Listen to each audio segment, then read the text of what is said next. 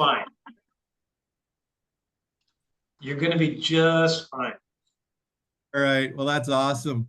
Well, first of all, on behalf of Rob, Dana, myself, and our entire BST Vacations, Blows and Stewart Travel Group, just want to say a huge thank you and welcome to everyone who is participating in our first ever.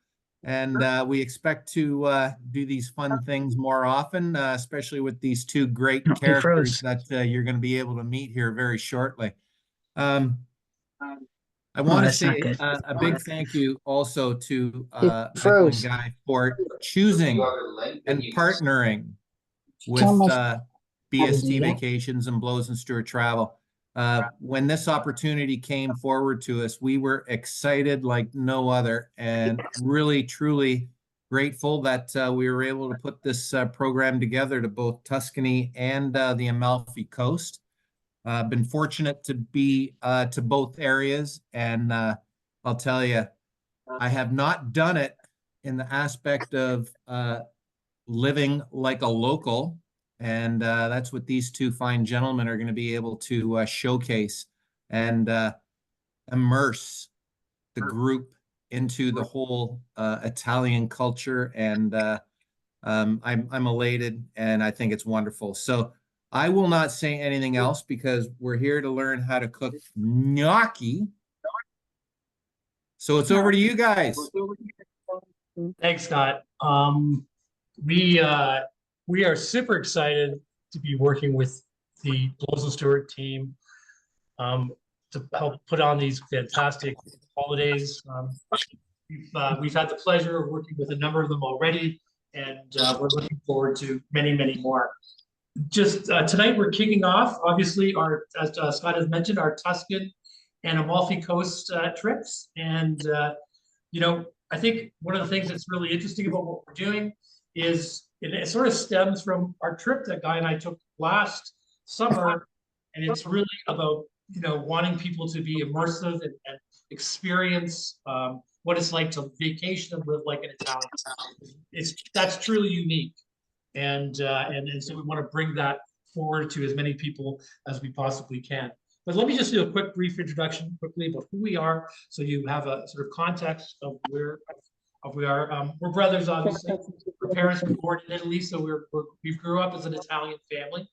We were the people on the block where, you know, you weren't allowed to invite your friends over when you're making rabbit because they'd be running out the back door screaming. So we grew up obviously in an ethnic background. We have a rich history in fine dining restaurants. Some of you may have known in Toronto, particularly Rain. There's Zoom, there's Sushi. So we've had a number of fine dining restaurants in Toronto, very successful ones. Guy has always been the executive chef, and I've been the front of the house guy, so I handle the wines and service. The guy obviously runs the culinary program. Guy was one of the first Canadian chefs that was invited on Iron Chef America, which is a really big honor because they don't generally invite Canadian chefs to participate in that. So that's a big deal.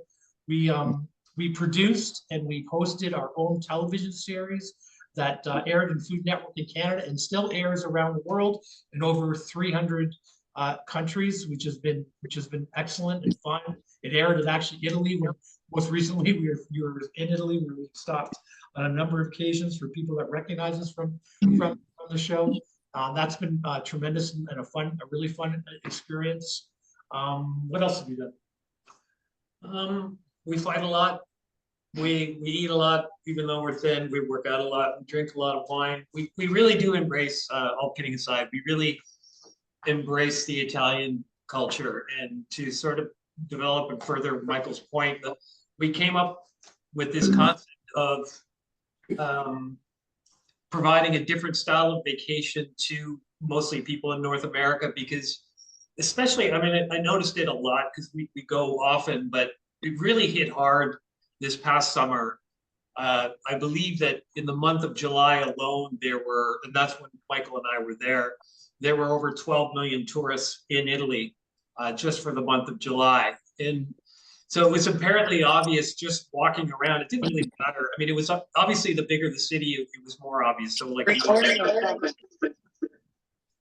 so the bigger the city, it was even more obvious. But what we really noticed was North Americans sort of struggling within their vacation, going on these sort of tours that really weren't giving people any inch or any sort of iota of what it really meant to sort of absorb the Italian culture. And they were going to, in most cases, some of the worst restaurants or not even authentic Italian restaurants, maybe more North Americanized restaurants within the city.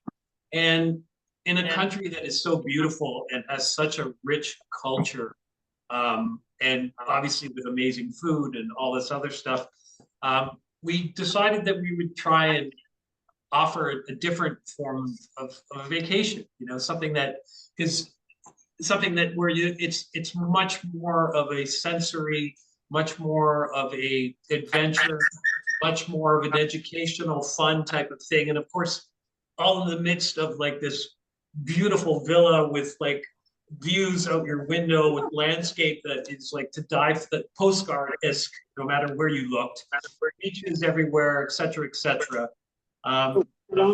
So, and that's really how this all came about. It really stemmed from our last vacation there. And then we got back and then we reached out and here we are. And so we're really excited about offering these two trips. Hopefully there's going to be many more in the future, but we thought we'd start with sort of greatest hits of Italy, because the country truly is a gem from the top to the end of the boot. And it doesn't really matter where you go. It's fantastic everywhere. So it will be awesome to be able to offer even more vacations in the future to some other parts of Italy, other than the greatest hits that people tend to know in North America. Yeah, no, absolutely. For those of you that have booked with us, we're really excited to go on the trip with you. And for those of you that are thinking about booking with us, feel free to ask any questions. I mean, that's why we're here. And if you don't want to ask it in this form, I think you have my email from registering and whatnot. Feel free to email me directly. I'm happy to answer. And for those of you that just want to learn more about food or have a question about wine or what we did today, again, feel free to reach out at any time. So why don't we get started? Sure. Let's make gnocchi. All right. Absolutely. Okay. So again, if anybody has any questions throughout this whole process, just jump in and ask away. Again, there's no stupid question. There really is a method to all this madness. It's not just random. So there always is a good scientific answer as to why we're doing what we're doing. First and foremost, before we start doing everything, what I would always tell my cooks, and what I do, and I do a lot of these viral classes a lot all over the world, the first and foremost, the most important thing you should ever do, and not just tonight, but whenever you cook in general, is make sure all your ingredients are one pivot away, like right in front of you. That way you're not like running to look for things, and you're not, you can focus on the job that you're doing, and it's far less stressful to do it that way. So why don't we start with that? Right, before I even go any further, you should be seeing two cameras. Obviously, one is the head-on camera, and then there should be one with a cutting board, and I've got a sort of a bowl of flour. You can see my hands. If you don't have two cameras, or see two cameras of the overhead and the face on, go to your gallery and you should be able to pin the second camera. So I'm hoping everybody does have two, because it is going to be kind of helpful to see. Okay. If there aren't any questions, I will start. Okay, so let's just start with what we need to do. I've got a bowl here with my flour already in. We're going to sort of initially need a bowl of some sort. It doesn't have to be glass. It can be stainless steel. It can be wood. But you're going to need sort of a good medium-sized bowl. And I've already got my flour inside. If you don't already, no big deal. You're going to need another smaller bowl to sort of beat your eggs in with your eggs. So make sure your eggs are available.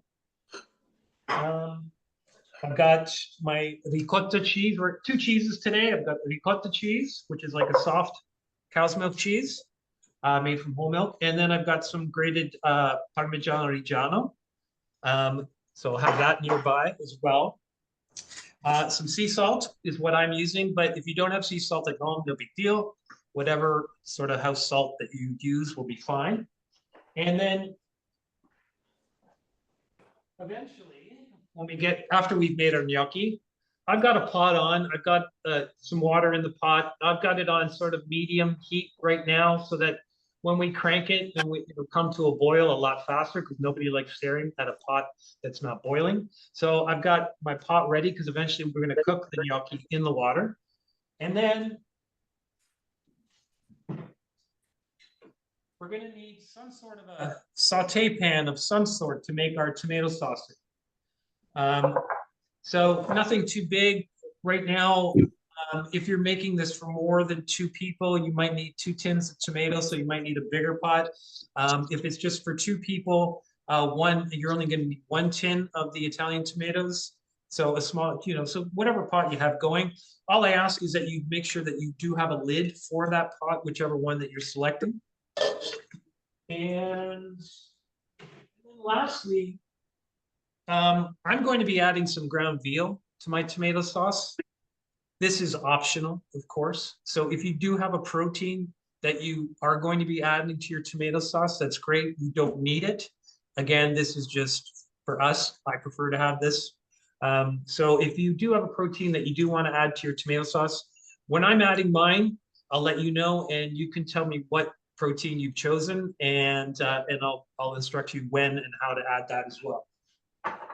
So, last but not least, I've got a large sort of plate, very large plate that I've lightly floured. Once we make the gnocchi, it's just going to be a landing spot for the gnocchi. We're going to cut it all up into little pieces, and I'm just going to be placing it. So grab yourself a large flat dinner plate, maybe dust it with a bit of flour so the gnocchi doesn't stick, and have that hanging around somewhere.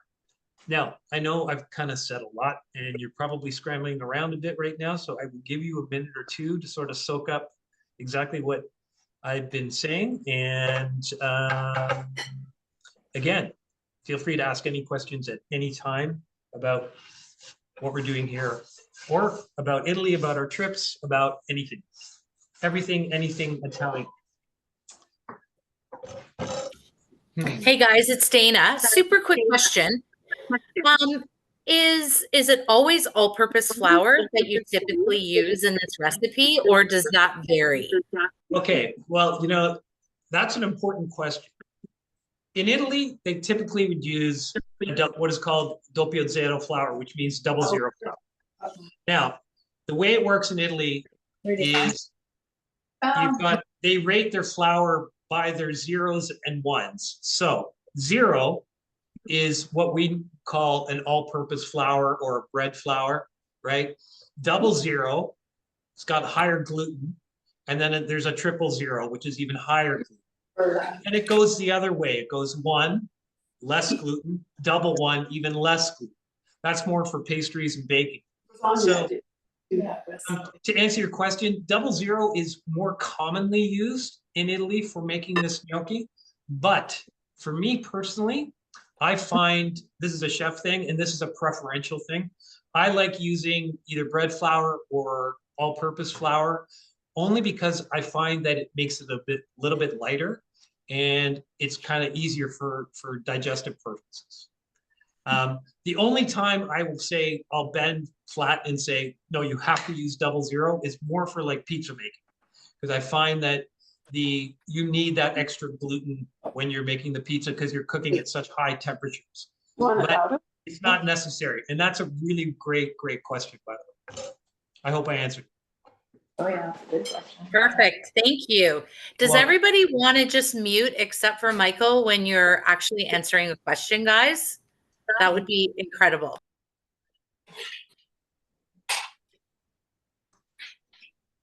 Okay. If everybody's got all their stuff in front of them, I will start, if that's cool. All right, so It's funny. So my tomatoes. I'll take silence as we could go on with it. So what I did is that I just put a bit of olive oil at the bottom of my saucepan. So we're gonna actually start with the tomato sauce first, because our tomato sauce needs to cook. And while we're making the tomato sauce, while the tomato sauce is cooking, we'll start making the gnocchi, and so that it'll all work out together in the end. So what I did was I got a little bit of olive oil and I put it on the bottom of my saucepan. And then I pureed my tomatoes with a stick blender. You don't have to do that. You can do it nonna style. It's really, again, this is a preferential thing. I just pureed it because I prefer it that way. But the old school way to do it is to just open up your tin of tomatoes and get them into the pan and just start smooshing them up with your hands, nonna style, the old school way. If you are a bit of a stickler like me and you prefer like a silky smooth taste with no little lumpy tomato stuff, then just get a stick blender and puree it, or a food processor and puree it. But that's all I did. I put about 2 tablespoons of olive oil and then my tomatoes on top. So I'll give you a couple of seconds to sort of either smoosh or puree your tomato. If you notice too, haven't put them on the heat or anything whatsoever. There is a reason for this. I know you may have seen on maybe some cooking shows where they sweat the onions first and they sweat the garlic and all that stuff. We're not doing that today. I don't believe in any of that stuff.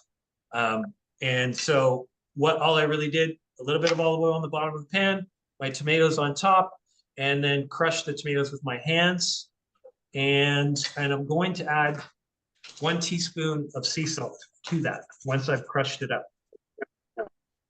And you just want to crush it.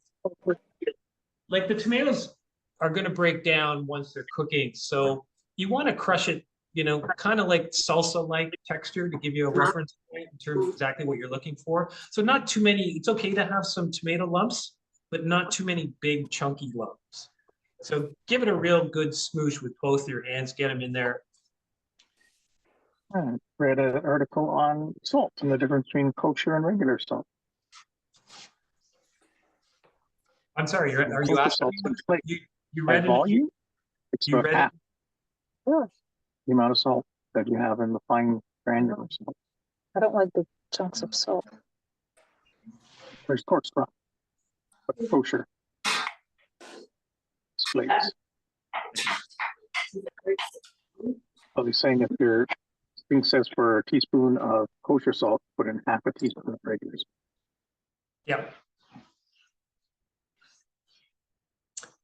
Okay. Once you've got your tomatoes ready, I'll just put them off to the side. Again, we're not putting on the heat. We're going to jump on our garlic and our onions. Okay, so let's start with our onion. So we just got a cooking onion, right? All you really need to do is take the ends off of the onion, both ends, and then you've got the skin that's still attached. You can see that. Just make an insert with your knife like that, just so you can peel the first layer off and we can get the skin off. It comes off pretty easily.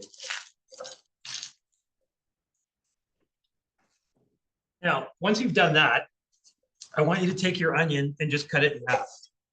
Now, I'm going to show you a really cool little trick on how you can dice your onions right away. What I want you to do is place your onion flat onto the cutting board so it's not moving anywhere. The biggest mistake that people always do when they cut their hands in the kitchen, there's 2 reasons why you cut your hands. 1, your knife isn't sharp enough. 2, whatever you're chopping isn't secure and is moving around on the cutting board. And that is just a recipe for disaster. So here's a quick tip, and it might seem a bit awkward because you're probably doing this for the first time, but if you practice this on a regular basis, it's going to be really easy peasy and you'll do it second nature in like no time whatsoever. So it's really simple. You've got now 2 halves of an onion, 1 half goes down. I want you to sort of secure the onion with these 3 fingers. You ever watch on TV where they got the chefs chopping away? They're looking at the camera and they're not even looking down and you're wondering, how are they not chopping off their fingers? I'll show you how they're not chopping off their fingers. They're securing it with these 3 fingers, right? First of all, you kind of have your thumb and your pinky tucked behind, and you've got these 3 fingers standing up. Those 3 fingers secure the onion, and you've got your middle finger, the finger, right, out just a bit further. And that middle finger is acting as a guard while your knife just goes straight up and down. You see how my finger's out, and it's just going straight up and down. But before we get to that, I want you to secure the onion, and I want you to start cutting across the onion, almost to the end of the onion. So you're working your way up the onion, right? So you've got the onion and you're going up, up, up, up, up, all the way up to the very top. Now take your time in doing that. And again, you don't need to go right to the end of the onion. Once you've done that, flip the onion the other way towards you, secure it down, and then just start chopping straight down. Essentially, we're creating a grid within the onion, right? And again, I know this sounds kind of like basic and simple, but you'll see once you get accustomed to doing this, this is going to save you a ton of time when you're dicing. And it's also important to note that no matter what culture, cuisine you're cooking, onions and garlic are in everything pretty much. So it's an important thing to learn. Once you've created your grid, so you've cut back and forth this way, and then you cut down, secure the onion and just start chopping, and voila, dices just magically start falling right on to your cutting board. And you've got now a diced onion. Now, all you really need to do is rinse and repeat. Do it to the other half of the onion. So you're securing the onion with your 3 fingers, right? Cutting across the onion, then flip the onion, cut straight down, then flip it back, and boom, you've got a dice. Again, this is going to seem a bit awkward only because you're doing it for the first time. Once you've diced your onion, all you need to do is just throw it right on top of your pot with the tomatoes, right? And just put it off to the side. We're not, again, not to repeat, but we are not going onto the heat at all whatsoever, right? Super chilled moment. We're just getting our chopping done here.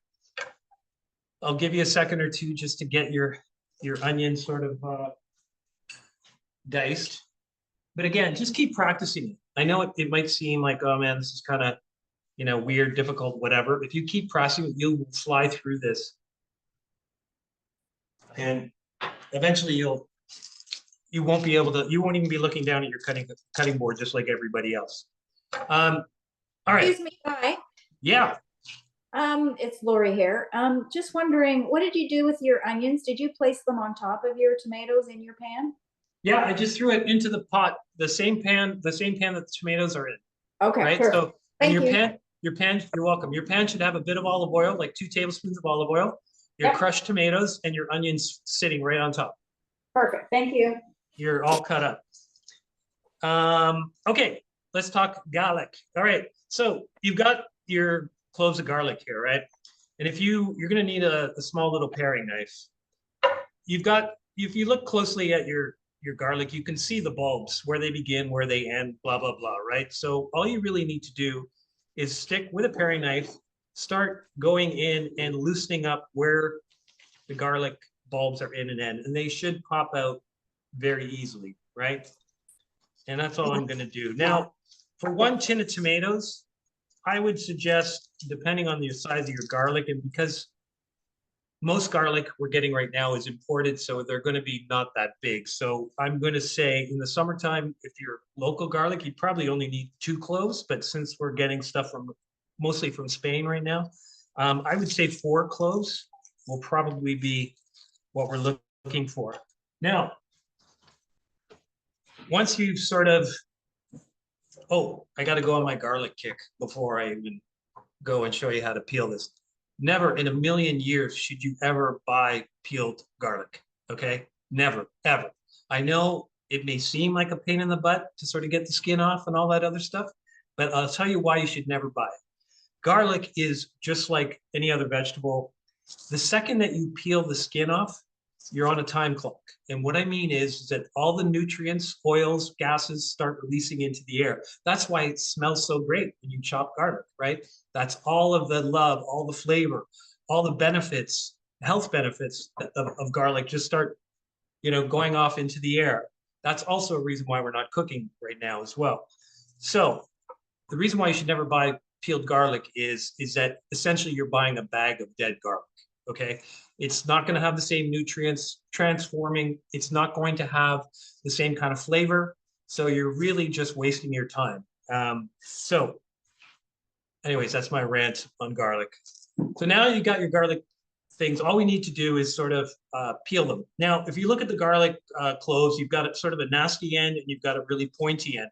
On the nasty end, just sort of snip it off with your paring knife. Now the skin's still going to be attached, but don't worry about that. Just get that nasty end off. And again, it comes off pretty easily with the paring knife. Now, once you've got that off, now we just need to get the skin off. And this is actually quite easy. Take your garlic, lay it flat on the cutting board. Take your chef's knife or your larger knife, put it right on top of the garlic. And then with the palm of your hand, just smash it. 2 or 3 hits and voila, the skin comes right off. That's it. You peeled the garlic. And then now let's do the other 3. Same idea. Garlic comes right up. And it's really important to use fresh garlic. Nothing makes me angrier when I turn on the TV and I see some of these cooks on TV that are using, you know, garlic powder and stuff like that. All right. So now we have the clove of garlic. I'm just going to get rid of the skin. Yeah, same idea what we were doing with the onion. You know, we don't have to create a grid, obviously, like we did with the onion. But you do, what I want you to get accustomed to doing is getting those 3 fingers with the middle finger out so we can just start slicing our garlic, right? Use that middle finger as a guard, so to speak. Remember, your thumb and your pinky are sort of tucked behind. No chance they're ever going to get chopped up and they're hiding in the back.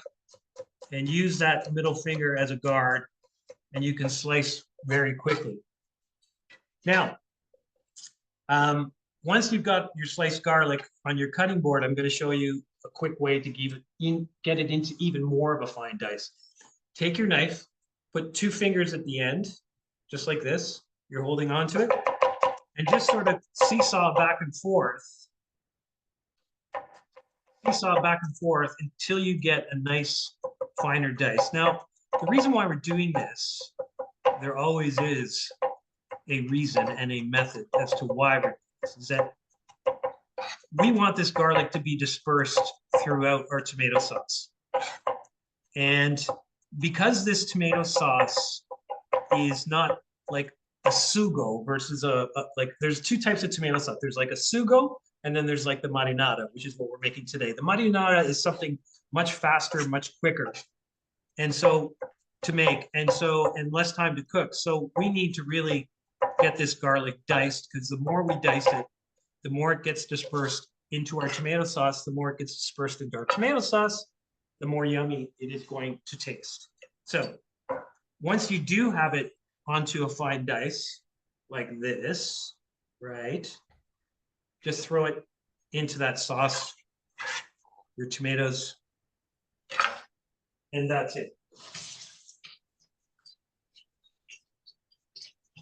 I do a quick rinse with my hands because I got all garlicky love and onion love all over my hands. Maybe we should ask questions. Take a minute here to see if anyone has any questions. Yeah. Does anybody have any questions? Again, about anything? Life in general, about food, about wine, about what we're making, and the different types of gnocchi. There are 2 different types of gnocchi. Glass of wine. So, Guy, question. Yeah, Scott here. sure. With all the places and restaurants and kitchens that you've been all over the world, what has been one of your most interesting experiences and or creation of food? Well, I'll tell you, Scott, we shot in season 2, we shot 3 episodes in China, 2 of which were in Hong Kong. And I decided to stay back after we had finished shooting those. Michael and everybody else was flying back home, the camera crew, everybody. And I decided to stay back because there was a Chinese chef where we shot one of the episodes we shot with. He was this 70-year-old amazing Chinese chef. And he had just gotten 3 Michelin stars. And he was the very first chef Chinese chef in the world to get 3 Michelin stars for Chinese food, which was a big deal. And he was such an amazing character. He invited me to stay and work in his restaurant. And I, especially at that time, I was younger and, a bit of the ego was flaring up. Here I am, some hot dog. I've got TV shows that are being seen around the world. I'm flying out to Asia, then South America, then here, then there. And I was like, I could rock this kitchen, no problem. This guy's like, whatever. I know a lot about Asian food as well. So I get there and man, did I ever get my ass kicked. These guys were all phenomenally fast. Even though I didn't speak the language, it was obvious I was trailing behind. And so I would say, but everybody was really kind, and I learned so much staying there and hanging out in that kitchen. And like, even to the point I was on a station, like everybody had different dishes to do. So, and I'll give you an example. One of my dishes I had to do was grouper. They had a live massive tank that was the size of like a swimming pool. I'm not kidding, with live fish in this. And once you got an order, you had to go fish out, and the grouper was swimming with the snappers and all the other different fish and salmon. You had to go catch the grouper out of the pool, essentially. This is actually in the Four Seasons Hotel on the 30th floor too, right? This massive tank of fish. You had to go catch the fish, get it to your cutting board, butcher it, clean it, then get to your station and cook the dish and all that. So it was like this, and that was one dish and this went on for about 7 hours straight, and multiple dishes, multiple running, all this stuff. So everything was, cooked to order really fast and blah, blah, blah. So it was such an eye-opening experience, something I'd never seen in any North American kitchen. I did most of my training in Manhattan. I'd never seen anything like this. And so it really sort of put me in my place. And so I have to say, out of all the places, that one really, really sticks into my head the most, just because of how different everything is there. Like, even just being there, shooting there, the people there, the culture there, it really is something to see. I highly recommend that you get a chance to go to that part of the world to do it, because it is something very eye-opening. So I'd have to say that was probably the most memorable experience that I'd have traveling throughout. The next one would probably be in Brazil, dealing with, all the different types of barbecuing and meats and fires and starting your own fires and all that. Like, it's North American chefs don't have that kind of experience. And it's kind of connected. It's actually a really good question, because it's kind of connected to what we're trying to do with your clients in terms of trying to give them a real experience of what the Italian culture, in this case, that we're talking about, how it is so, so passionate. It's so interesting. It's so simple, right? This is why I think Italian food is so popular. Everybody gets it. Kids love it. When you're a teenager, you love it. When you're a young person, you love it. When you're middle-aged, you love it. When you get old, you love it. There's a reason why it's the most popular cuisine in the world. And so with that comes a whole philosophy of life in general. And to me, those are the best kind of vacations or trips that stick with you when you feel that. Not just about, oh, wow, we went to a great restaurant and gee, the pizza was so good at that place, or the pasta I had was so good, it's so memorable, or la bistecca florentina, the steak in Florence was the best steak I've ever had. I mean, those are all cool things to do, to say we went to this restaurant, whatever. But I think, and we will do that too, right? But the thing is that what really, in my opinion, makes those kind of memories, those kinds of vacations that really stick to you, to your ribs, are those kinds of moments of, like, everything hits you at once. The views, the culture, the weather, the food, everything. You get inundated in 20 different senses are getting hit at once, as opposed to just one sensory here, one sensory there. And so it's that experience that I had in Hong Kong that made me think of that right away when you asked me that question. also is exactly what we're trying to do with these trips with you guys. So anyways, good question. Thank you for bringing me back to that memory of me getting my butt kicked in Hong Kong. But anyways, we'll move on. So by now, you should just simply have your tomato sauce with your garlic and your onions just sitting there. Now I want you to just give that a stir. Mix it all up. And then once you've mixed it all up, now we can go to the heat. So I want you to get this onto your burner, and it just needs, now we don't need a crazy boil here.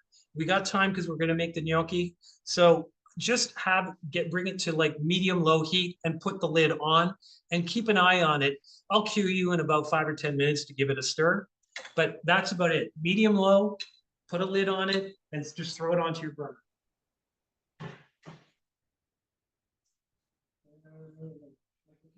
Yes.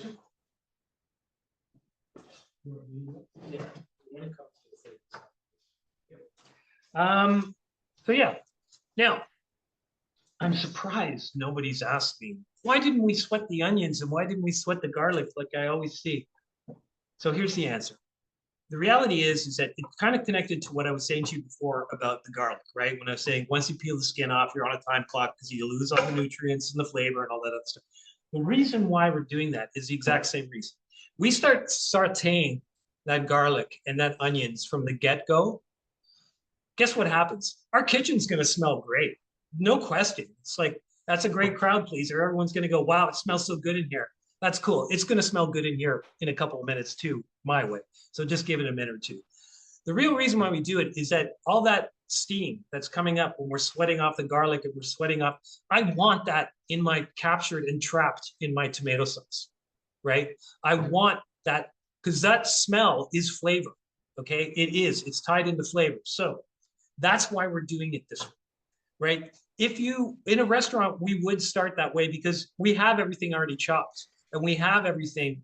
So the only way I would suggest you do it like the way you see it on TV is if you've already had your garlic pre-chopped, you'd already have your things and you going bang, bang, bang, 1, 2, 3. But we're not doing that today. And until you get up to speed in being able to chop that quickly, make your sauce this way. Do yourself a favor. And if you still don't believe me, wait till you try this really basic tomato sauce when we're done. You will have then maximized all of the garlic, all of the sweetness of the onions, and more importantly, the acidity from the tomatoes will now start to rise up and start breaking down the onion quicker and the garlic quicker. So that's why we didn't go straight to the heat right from the get-go. All right. Yeah. Yep.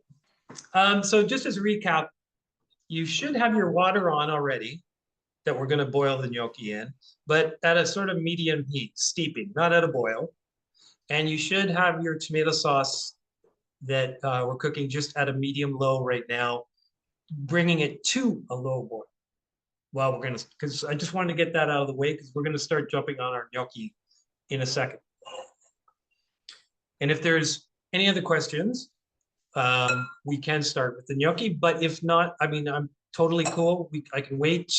Is there anybody still lagging behind? You probably caught up when I was rambling on about Hong Kong and Italy and all the other things attached to that. So you're probably caught up, I would think. So unless there's any objections, I will start.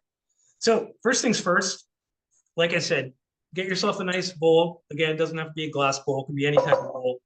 And throw in about 1 cup of flour into that bowl.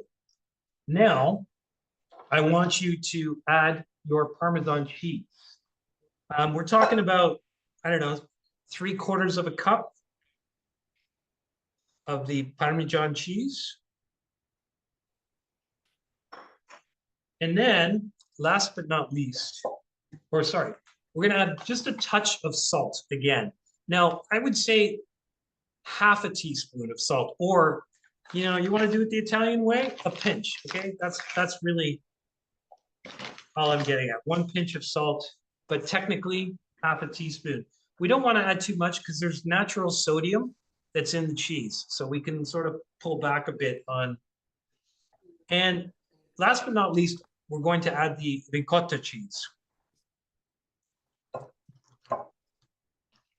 Now, the ricotta, you're basically looking at 1 cup. Now, as what Michael had mentioned, talked about before, I'm sure some of you have gone to restaurants and you've seen gnocchi on the menu, because it actually is a really popular pasta dish. And the way they've done, there are 2 types of gnocchi. The gnocchi we're making with the ricotta cheese, that comes from the part of Italy where my family is from, the Campania region, which is right around Naples, right? And the Amalfi, part of the Amalfi as well. Now, because it's so much warmer, and in the old days, most of the dairy came from that, in all of Italy, came from that part of the country. So they make their gnocchi with the ricotta cheese.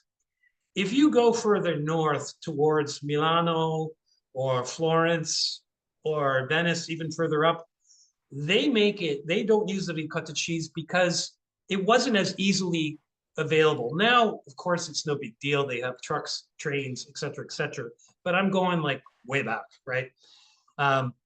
So what they use is they do the exact same recipe more or less, but they used a boiled potato. And they sort of mince it super fine, and then they use that. But everything else, the eggs, the Parmesan cheese, and the flour is still the same. So those are the 2 different types. Now, of course, being from the south of Italy, I have a preference. I think the ricotta is, is a little. I like it because it's more fluffier and lighter. The other ricotta is much more dense. But again, it's a preferential thing. There's no right or wrong answer here. It's about what you prefer. But anyways, those are the 2 different types. So the next time you are out for dinner and you see gnocchi on the menu and you'd like to order it, ask, because they don't always say in the description what type of gnocchi it is. And maybe after today, you will have a preference. Okay. Ask you a quick question. Yeah, absolutely. How much ricotta did you put in with the 1 cup of flour?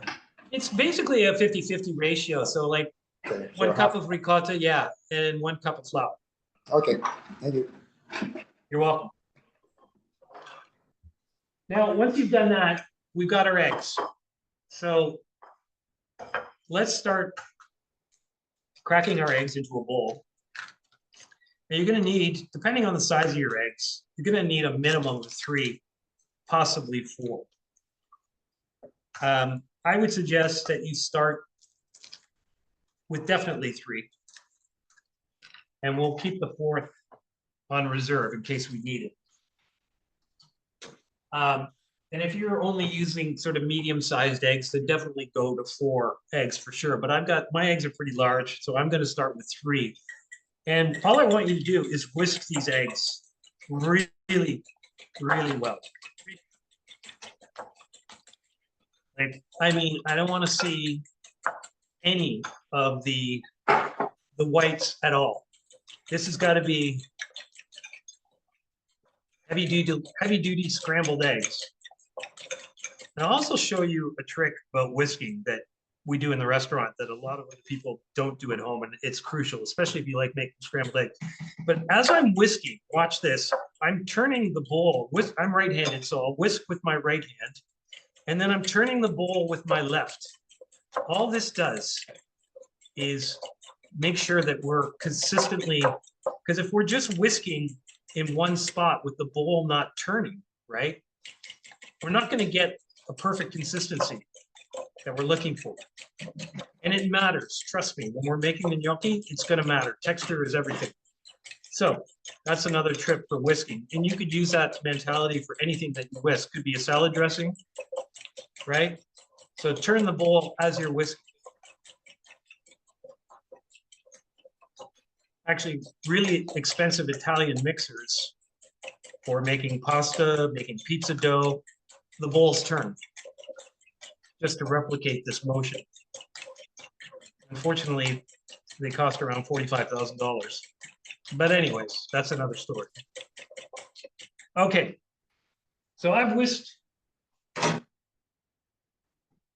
my eggs really well. Now, guess what? We're just gonna pour them right into our mixture with the cheese, the flour, both cheeses actually, the flour, and our eggs. Now, if it isn't obvious at this point, you're in a lot of trouble, because the only thing you need to do now is go in with your hands and start mixing this up. Like, now you could get you know, a plastic utensil and start scooping it, but you know what, at the end of the day, this is the best way to do it.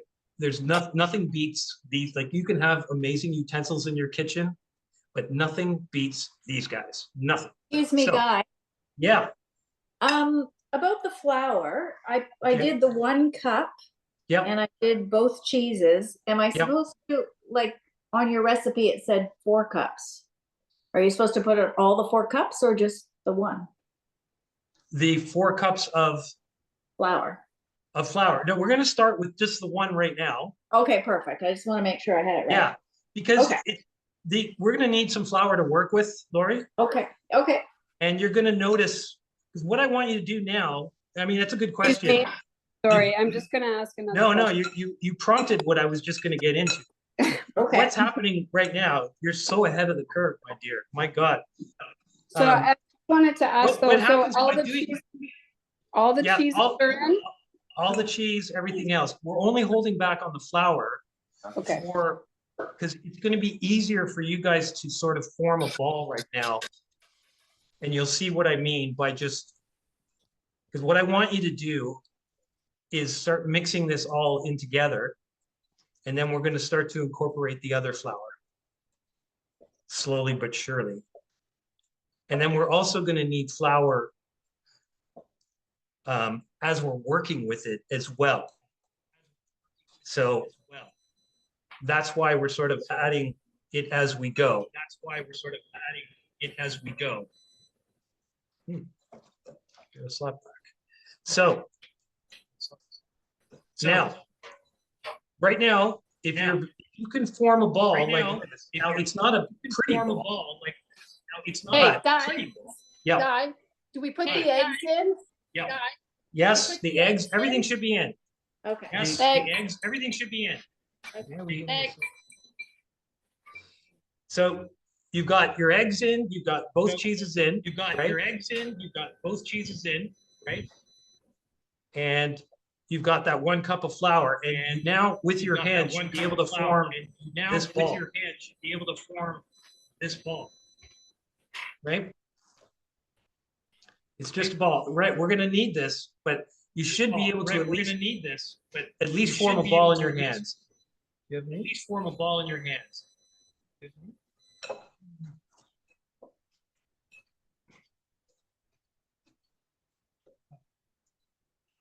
Okay? Good. Okay. So we just keep adding a little bit of flour to make that. we just keep adding a little bit of. Only that you should only add some flour Only if you've been able to form a ball. Add some flour if you've been able to form a ball. So right now, I haven't added any flour. right now, I've just got the 1 cup. I and I've haven't made a added ball any flour. already. I've just got the 1 cup. If you've and I've got made a there, ball already. If you've got there, you can start adding another half cup of flour. Adding another half cup of flour. Okay? Okay. Okay, now we're gonna do me a favor, Michael.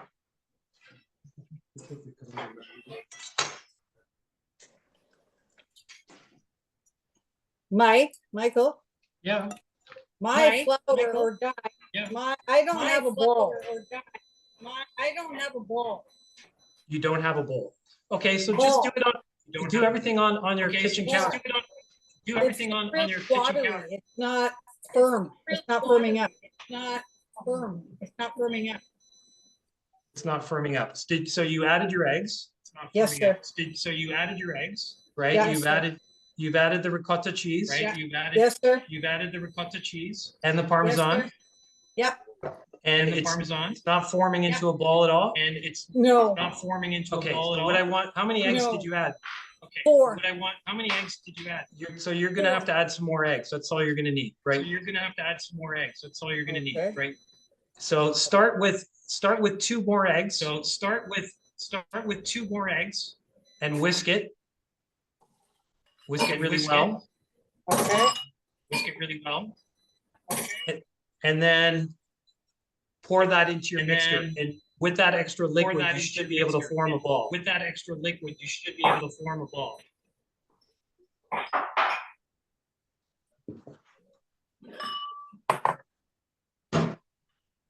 Should we be adding the whole 1.5 cups of the ricotta cheese? Whole 1.5 cups of Yes. the ricotta cheese. Okay, thank you. Yes. You're welcome. Okay, thank you. You're welcome.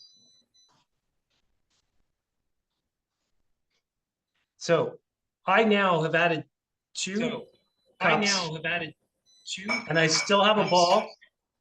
And so I still have a the ball. dough should And be so somewhat the moist. The dough should be That somewhat It's moist. somewhat workable in that you can sort of somewhat workable. start that to you can begin sort of kneading it with your hands. Start to begin kneading it with your hands. So you've got that extra flour off onto the side, You've got and you're that sort of extra flour kneading, off onto the side, and you're adding flour at the kneading, same time. and you're adding flour at the same time. And I'll show you how to knead properly. So if you look, I've got I'll my show bowl. you how to knead properly. So if you look, I've got my bowl. So I want you to, you're gonna knead with the palms of your hands. So I you're want gonna you to push you're gonna in knead with the palms of your hands. So you're and gonna then push fold in back. and fold back. Push in, fold back. If it feels too wet and Push in, moist, fold back. and the If it dough is feels starting too to wet stick and to your moist, hands, and the dough is starting to stick to your that's what the hands, extra flour is for. Keep adding that extra that's what flour. the extra flour is for. Keep adding that extra flour. Now, while you're kneading as well, Now, while you're kneading as if well, you start to see this sort of, if almost start to you look like a start bit to of a see baguette. sort of You have a long almost start to look like a bit piece of a of dough. baguette. You have a long Take the ends, fold it back into the piece of center dough. like I'm doing here, Take the and ends, then knead. fold it back into the center like I'm doing here, and then knead. And again, you're adding flour as you're kneading. And again, you're adding flour as you're kneading.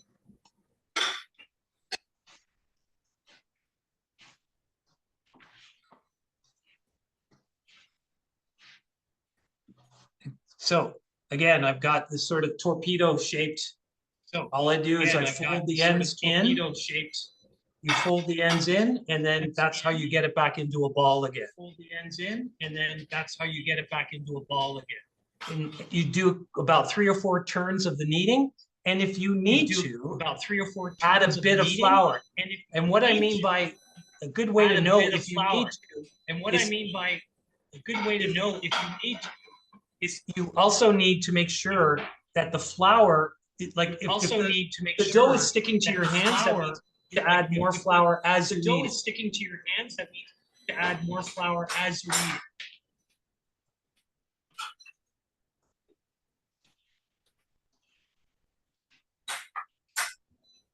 What's happening here as well is that What's your happening here as well is that the body temperature of your hands is activating the gluten.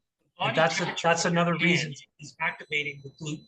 And That's another reason another why we're reason- kneading in the first place. We're doing it for 2 That's reasons. another One for reason why texture, we're kneading in the to first place. We're incorporate doing it the for 2 reasons. One flour, for texture, the egg, to the cheese incorporate together. the The second flour, reason why we're the doing egg, it cheese is together. the body The temperature second of our reason hands we're is doing making it that all happen. is the body temperature of our hands is making that all happen.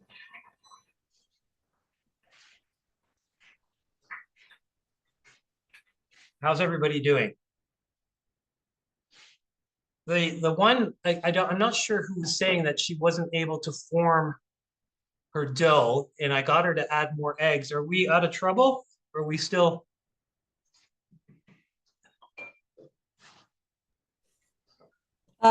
It's slowly getting better. It's slowly getting better. Okay, is it still too dry for you? Is that the problem? No, it's too moist. Okay, start adding the flour then. Okay. Thank you. This is again, don't get sort of despaired like, oh, hey, I'm screwing up here. You're not screwing up at all. The reality is that, first of all, the ricotta is made by different manufacturers. Sometimes the water content is higher. So the ricotta that I had was made from 100% whole milk. Some ricotta suppliers, especially in North America, they turn around and it's 25% less, et cetera, et cetera. So the moisture, it's not, this recipe sometimes isn't one fits all, which is why I had the extra flour in the recipe, and I'm getting you to get a feel and work with it. So this exercise isn't about you screwing up. It's about you learning to feel what good texture and good dough feels like. So don't be despaired whatsoever. It's not you, it's the ingredients. Although maybe it is you, I'm not sure. I'm just kidding. Point. Again, you know, you got your little baguette type of shape now with your dough. No problem. Fold the ends in and start.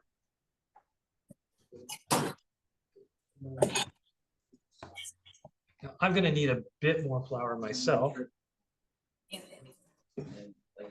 You'll see again, and the good way, not to beat a dead horse, but a good way to test that when the dough stops sticking to your hands and starts getting consumed by the actual dough, you're getting closer to the finish line here. And that's the sort of test that prompts you.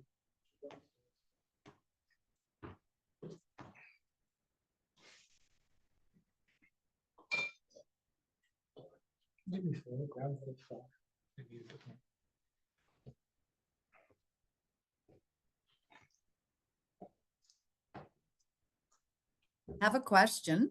Absolutely, go ahead. Can you over knead any type of pastry or anything? Can you over knead? Pastry especially, yes. It's Okay. unforgiving, yes. Okay. But in So this particular case, not really. It's almost impossible. Okay. When you're making bread, there is such a thing as over kneading, for sure. Okay. What about That's like pie pastry or tea biscuits? Pie or... pastry as well, because there's not enough wet. There's not like what's the reason why it's so much harder to do it with what we're making today is the cheese is making this very unforgiving or very forgiving. Sorry. Okay. And that makes a difference. So when you're dealing with pastry where there's no dairy involved, there is such a thing as over kneading. Right now, we're making sure that the ratio of flour to cheese is coming to sort of a happy marriage. And that's why you have to go through this process of sort of under flouring this and flour as you need. Because I wanted your body temperature to bring this all together.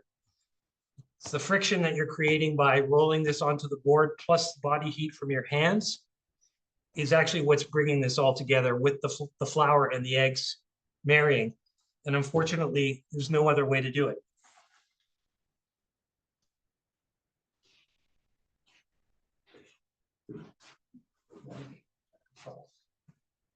So right now, I want you guys to take 2 seconds if you can, or if you have a sous chef in the kitchen with you, to check your tomato sauce and make sure that it's under control.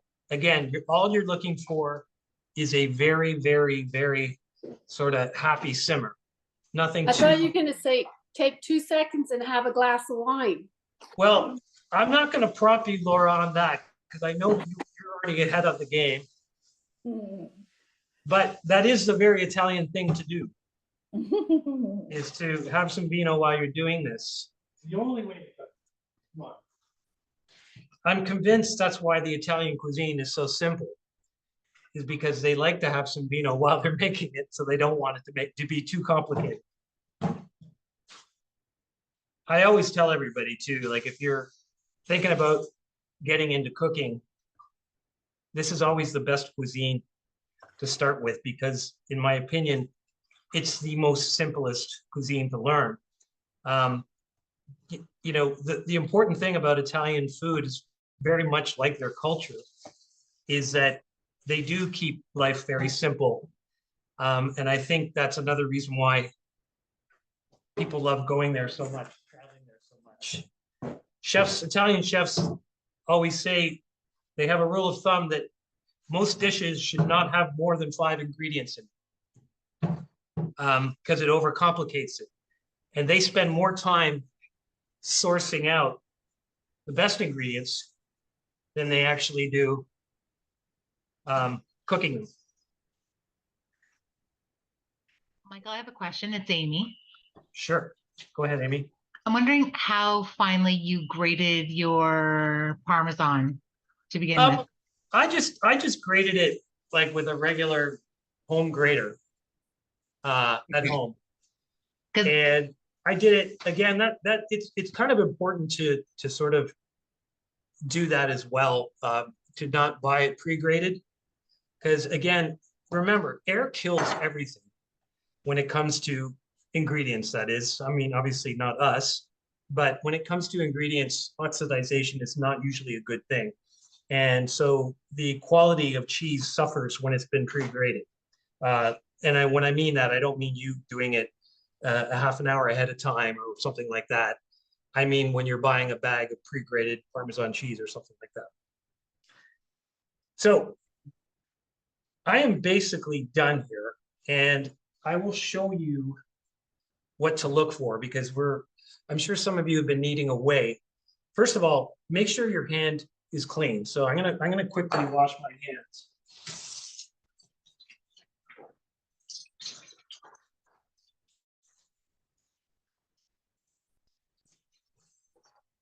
And one way to tell, so you've got your bowl, your dough here in your hand, right? I've got my dough. One way to tell with a clean finger, I want you to stick your finger right down the center of the dough. Now, if your finger comes out clean, you're good to go. If you've still got a bunch of stuff or dough mixture on your fingers, you need to add a bit more flour and start kneading again and incorporate that flour into your dough. So once again, a quick sort of test to know. Form a ball, make sure your fingers are clean, and then then stick your finger right through the center of the dough. And if your finger comes out clean, you are good to go.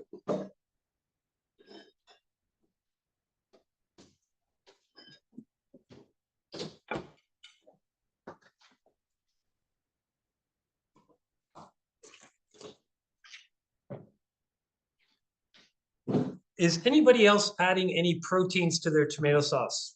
Like ground beef, ground pork, or ground lamb, ground chicken? Ground beef. Ground beef. Okay, so what I want you to do is add that now to your tomato sauce. Because right now your tomato sauce should be at a nice sort of chilled out simmer. Now the ground beef is not cooked. Yes, exactly. I want you to throw it in there, and with maybe a wooden spoon or a large fork, you can sort of mash it up and make sure it sort of gets broken up in the sauce. The other reason why, and that you're thinking, okay, why aren't we cooking the beef and then adding it? It's the same reason why we didn't cook the onions and we didn't cook the garlic.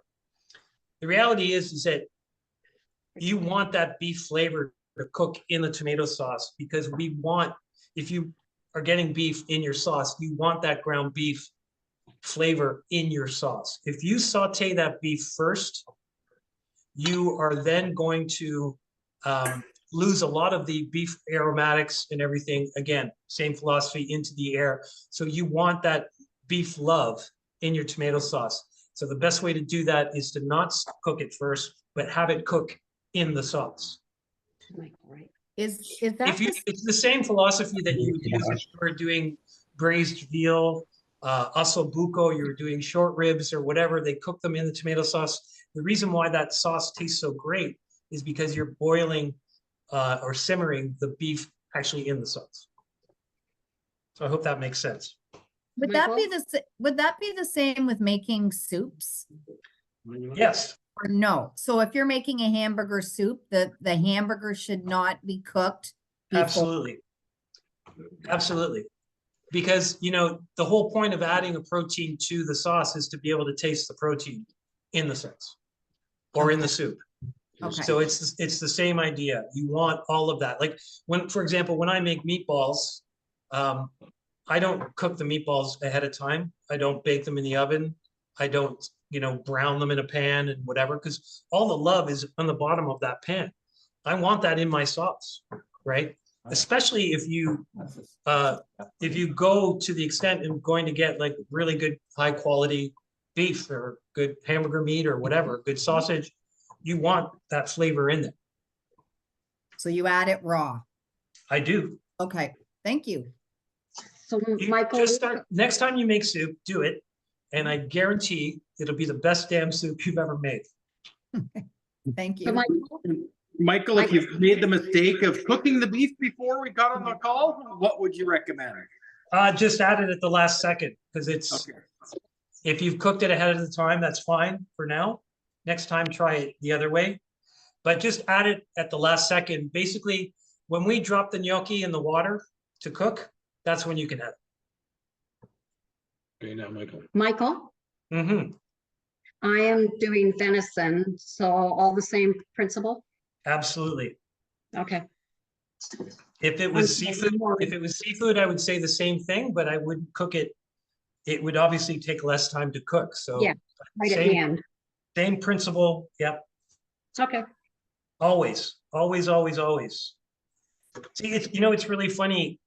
A lot of these old school ways of cooking are based on, sometimes they go as far back that they would traditionally do these things because they were worried about bacteria and all kinds of other disease, et cetera, et cetera.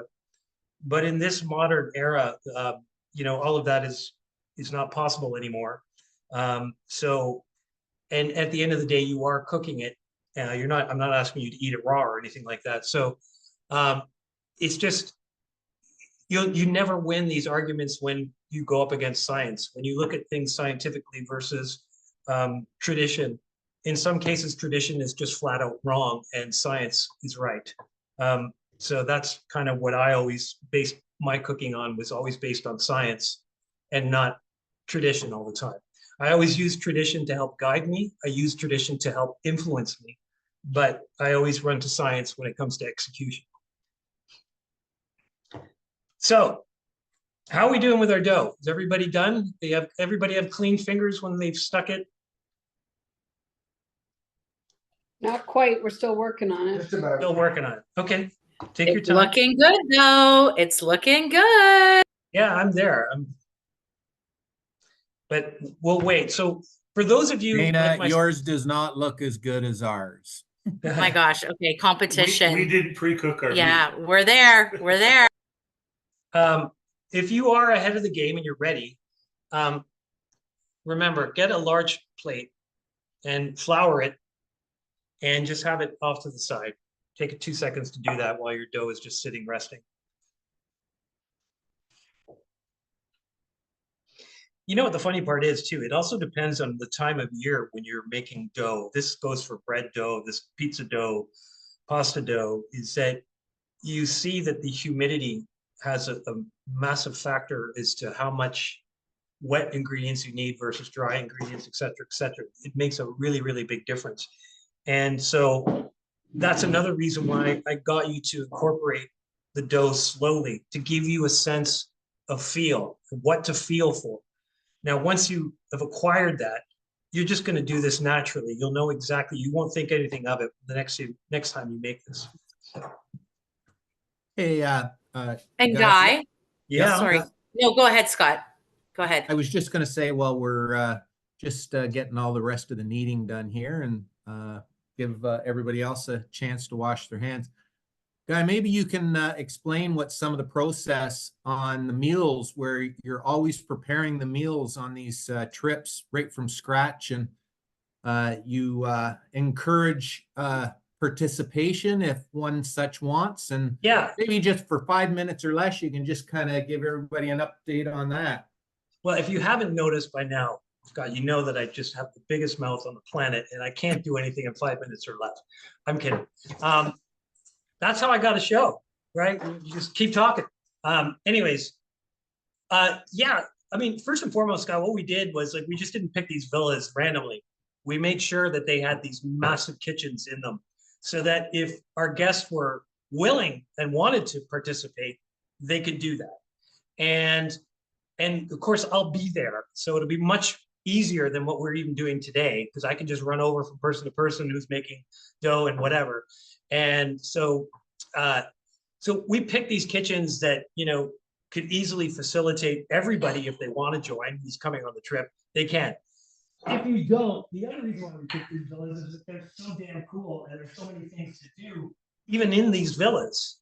You know, not to mention like everything that's immediately available around it. So you can just say, you know what, like I'm not interested in how to make pasta or pizza or whatever, or barbecuing this or whatever. I don't really care to do that. I just want to eat it, which is cool. You can go off, and we've planned all kinds of other things that you can do that are either 5 minutes away or right in the villa itself, where you can just go do your own thing.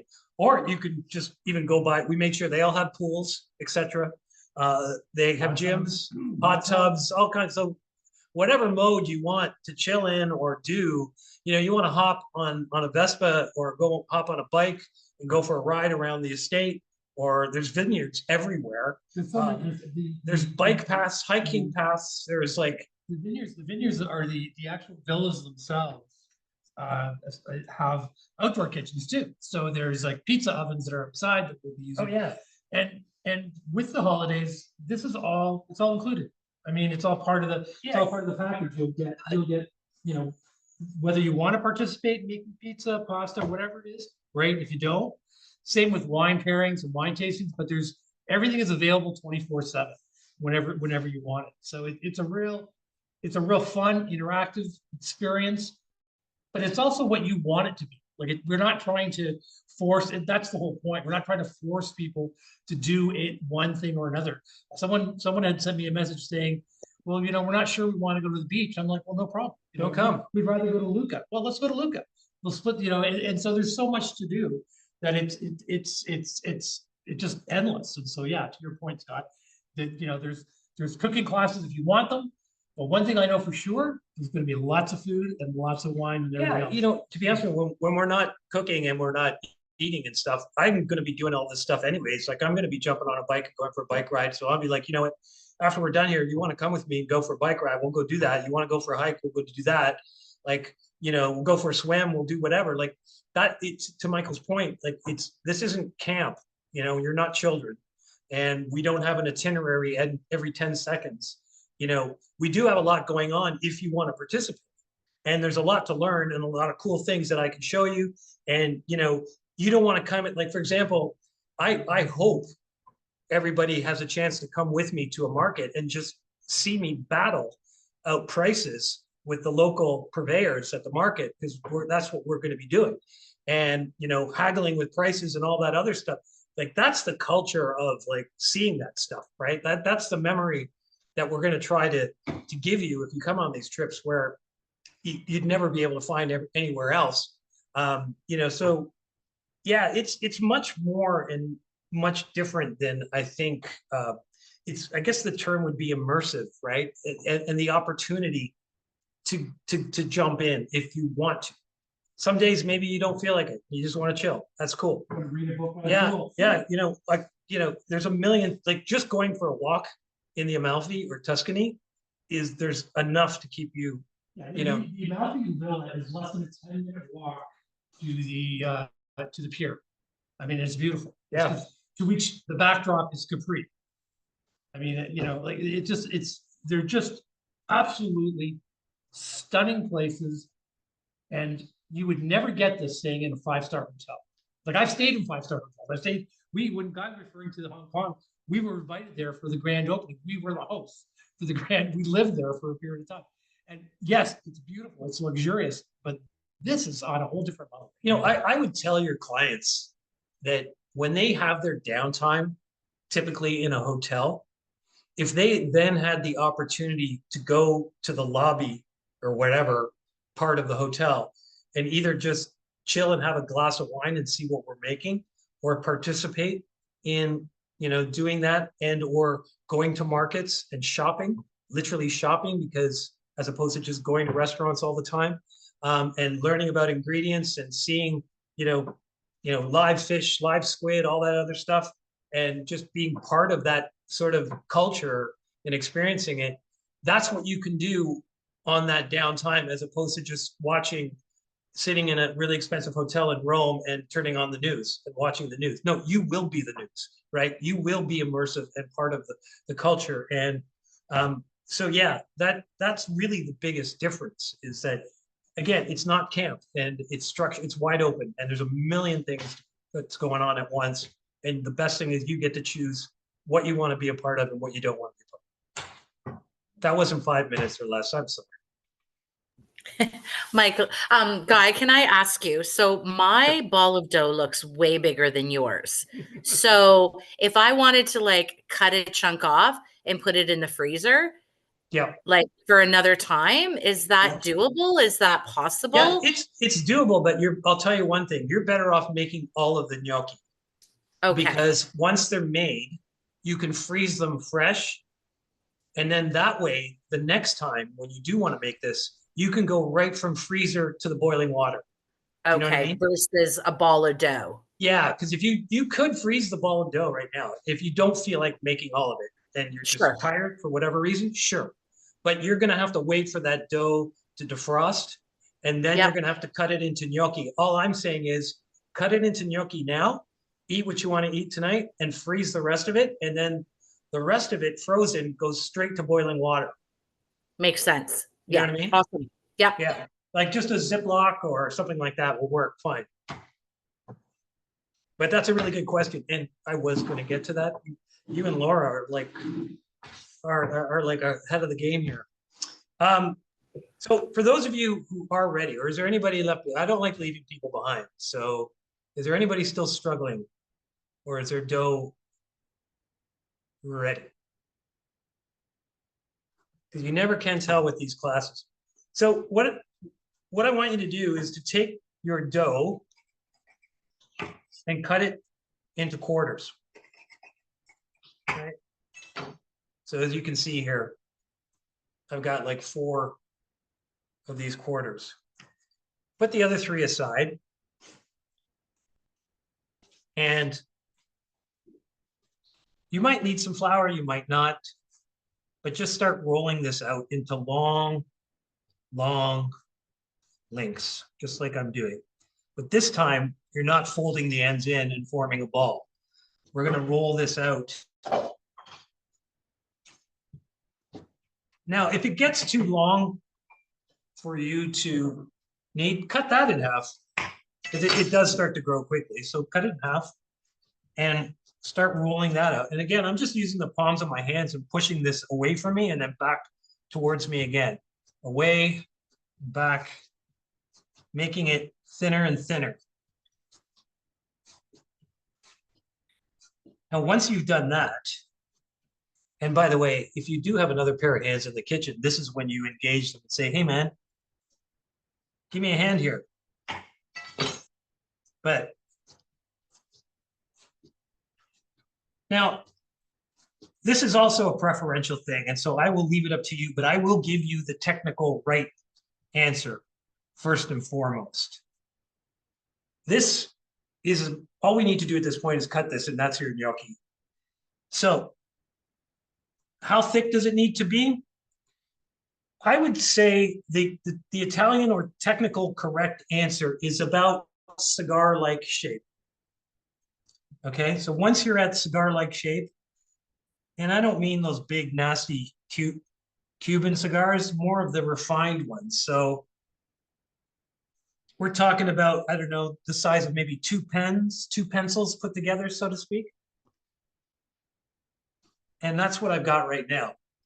All you need to do at this point is to get your paring knife and just start cutting, and then throwing the pieces onto that floured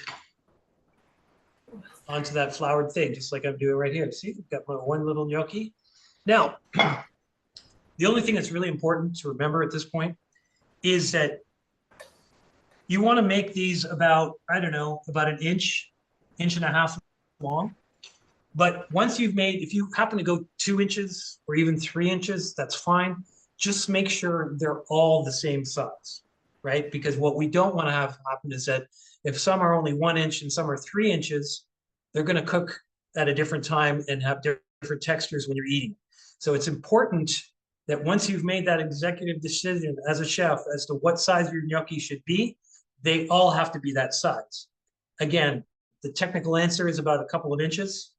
It's what you want to make it. And then just start throwing it on that floured. So really, Guy, what you're saying is size doesn't matter. No, it does not matter. That's exactly what I'm saying. In this particular instant. And that's it. You can see I've already got my little guys sort of cut up. Now, at this point, while you continue to sort of knock off all of your, and Michael, I'm not sure what you're doing over there, but you feel free to come up here and start to. Well, see, this is what I'm getting at. He's off around the corner there doing God knows. So I'm going to put him to work now and give me a hand. And of course, this is where Laura's going to turn around and sort of top off her vino before she gets into this production. But yeah, just start cutting and throwing on that.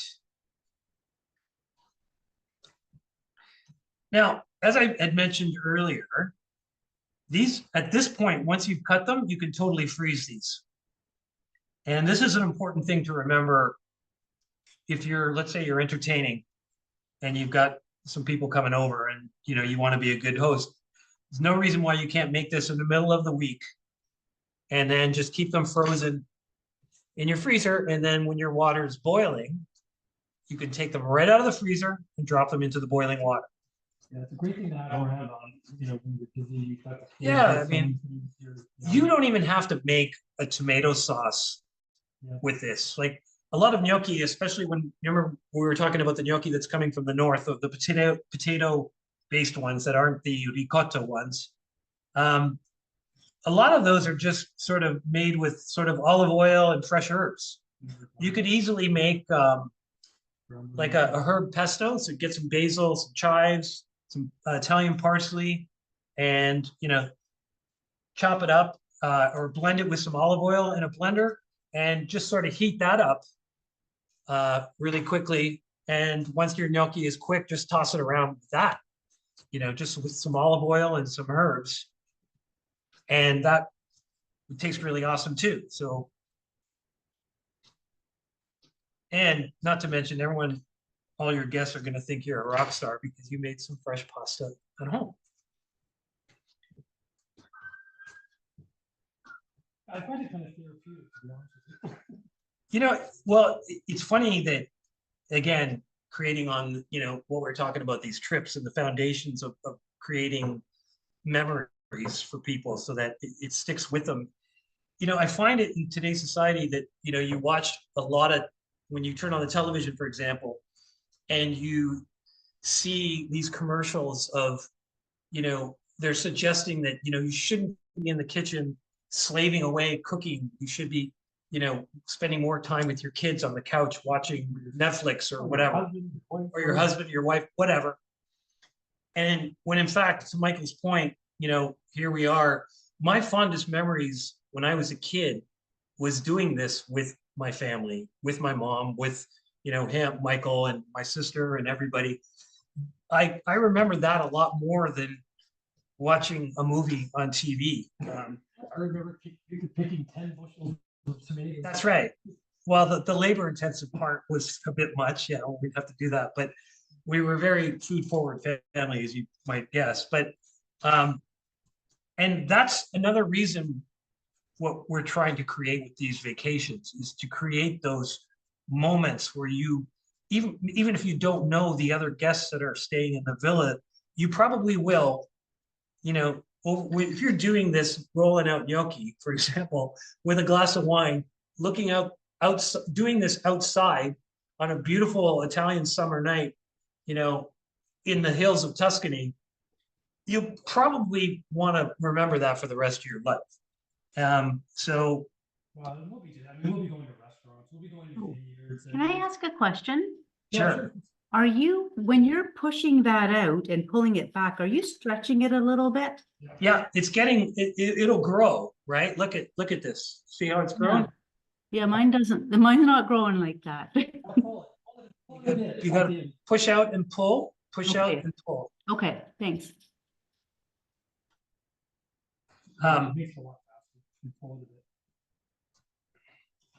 Start using a bit more force with the palm of your hands, and that'll start to get it to stretch out. You can't, like, it's pretty durable, so you can really give it a push. If there is one other thing that you can do if you're still struggling with that, I just thought of it. You could get one more egg, whisk it, and sort of put it on the palms of your hand and use that to push out. That will help the stretching of the dough so that you can cut it as well. If you don't have any eggs, rub some olive oil on your hands and rub the olive oil on your hands and then use that to push the dough out, and that should stretch your dough out even further. Okay, I think by pulling it, stretching it, it seems to be working now. Thank you. There you go. When we're here.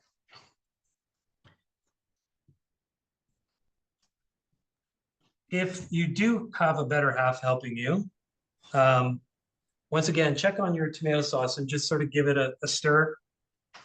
And again, keep it at.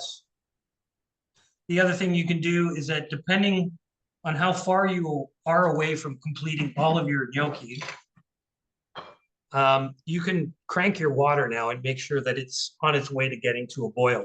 Because once you've cut up this gnocchi, you can drop it right into the boiling water.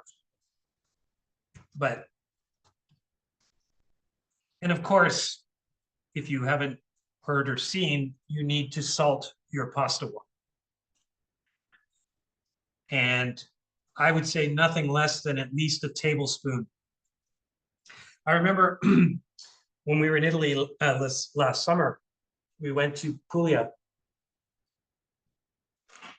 And it's sort of on the other side of these two trips that we're doing, the other side of Italy, on the Adriatic coast. And in Puglia, they have this street where women literally make pasta right on the street every morning for people to come and buy. And they're called the pasta grannies. It's really the Italian, that is the English translation. So I needed to see this, of course. I'd only heard of the myth, the legend of these pasta grannies. I went, got up early, went down there, and I remember, I was buying pasta from the lady, and she started telling me how, she was pretty old, but she was just telling me how to, you have to make sure and I said, okay, well, how do you salt? How much salt do you want in your water? And she said, and I'll never forget this, and again, memories, remember that, is that she said, the pasta water should be as salty as the sea that you swim in. So if you've ever, and I'm sure we all have, taken a big gulp of seawater before, and that's how salty the salted water needs to be.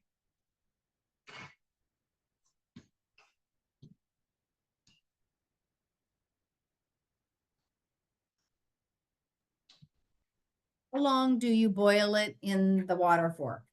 Well, the good news about that is that there's two ways. First of all, the gnocchi will initially sink to the bottom of the pot, but then it'll all float up to the very top. That's your first sign that you're halfway there. The technical answer is it should take between 5 and 6 minutes. So obviously, because this is fresh pasta and we've got the Parmesan cheese and the ricotta cheese in here, it won't take much longer than 5 or 6 minutes, unlike dried pasta, which is more around 9 to 10 minutes, right?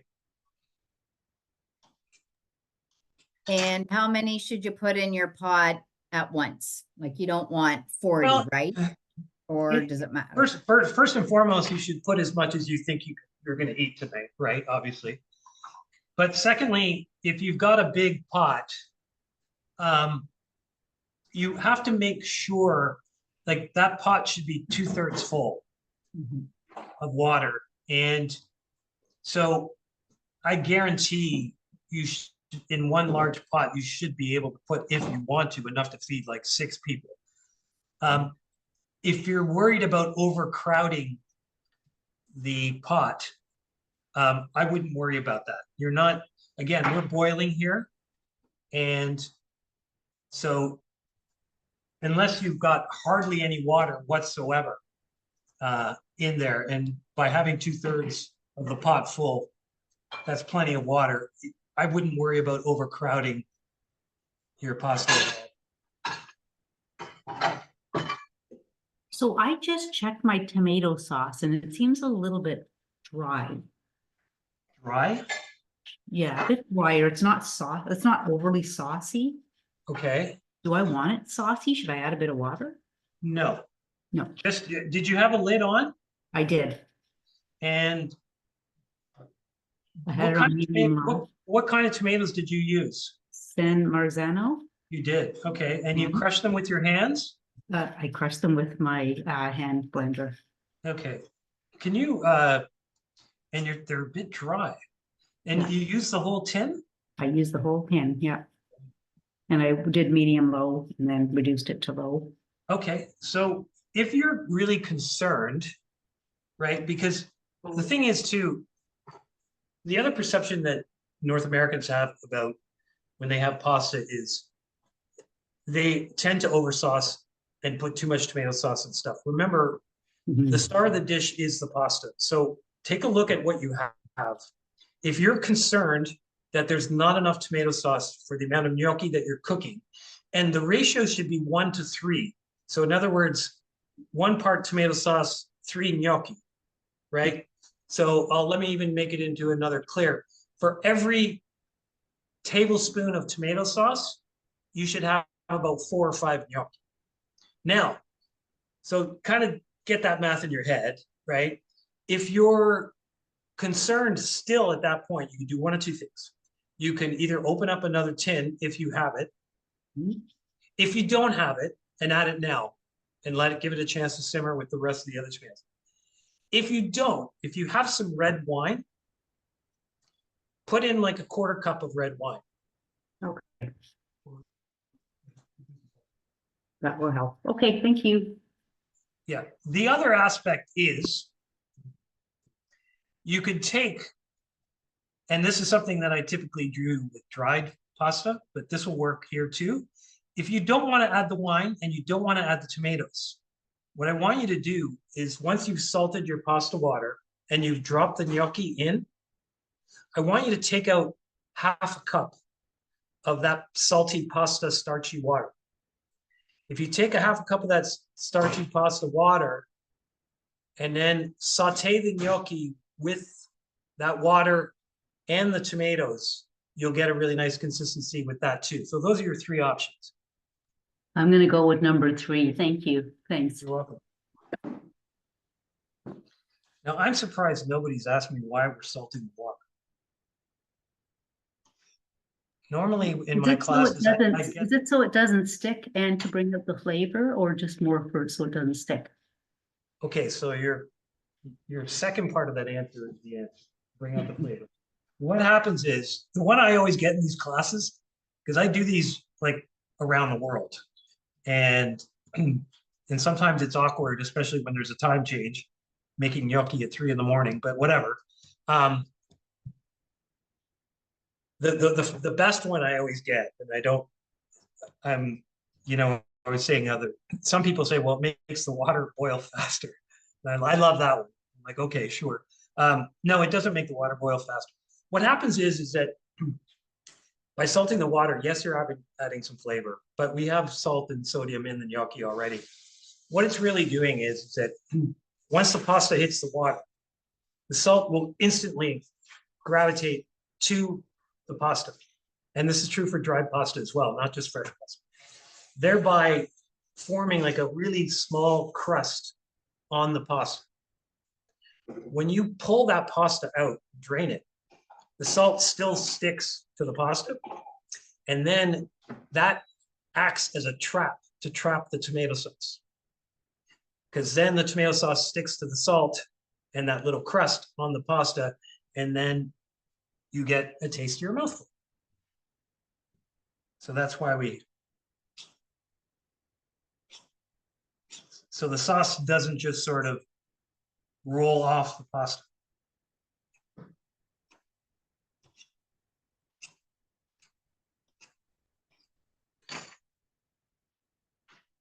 Okay.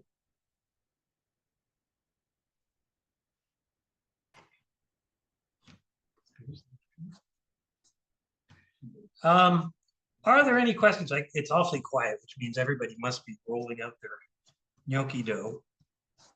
Are there any questions about anything and everything? Anything about any questions that you may have had with people inquiring about the trip, about these particular trips? Michael? Or any concerns that people may have had?